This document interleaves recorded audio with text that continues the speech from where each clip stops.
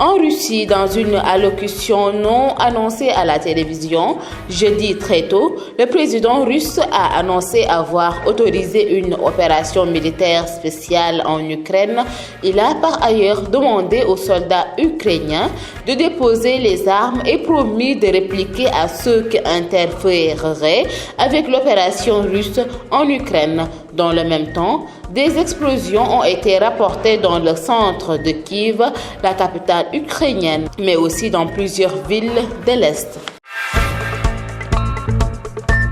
Au Mali, la délégation conduite par le Nigérien Goodluck Jonathan doit arriver dans la capitale malienne en fin de matinée pour participer à plusieurs séances de travail aujourd'hui et vendredi. La durée de la prolongation de la période de transition sera de nouveau au cœur des discussions du médiateur de la communauté économique ouest-africaine et des autorités maliennes qui cherchent à s'entendre sur un délai raisonnable. Le secrétaire général de l'ONU, Antonio Guterres, condamne fermement l'arrestation lundi dernier dans la capitale centrafricaine de 4 membres de la MINUSCA et réclame leur libération immédiate. Immédiatement après,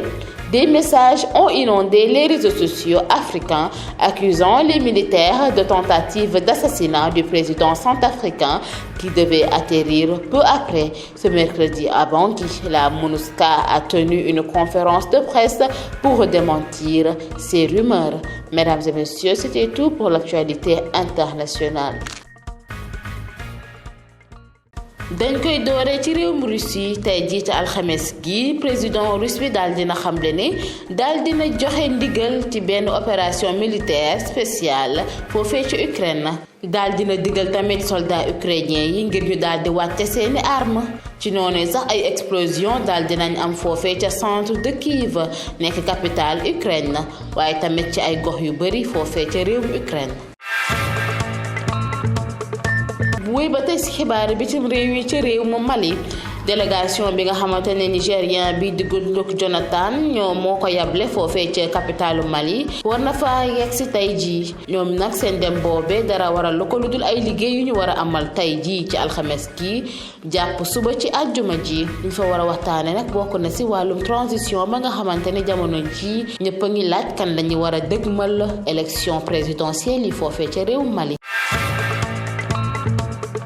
dañuy jeexalee xibaar bitim réew yi ak militaire yi nga xamante ne ñoom lañ jàppoon foofee ca Bangui secrétaire général bu ONU di Antonio Guterres daal dina condamné militaire yooyee nga xamante ne dañ leen jàpp ci altine gi foofee ca capitale bu centrafricaine bi mu nekk ñeenti militaire yi bokk ci MINUSCA ginnaaw bi secrétaire général boobee di ñaan pour ñu bàyyi leen ay message yu bëri waddee na ci réseaux sociaux yi di xamle ne militaire yooyee liñ leen jàppee du lenn lu dul assassinat bu ñu bëggoon def jëmale ko ci président centrafricain bi mu nekk nag xibaar boo xamante ni waa MINUSCA weddi nañ ko ba mu set wecci nee nañ daal rumeur yooyee teguwul fenn mbokk yi tey lii lañ leen jàppaloon ci seeni xibaaru bitim réew.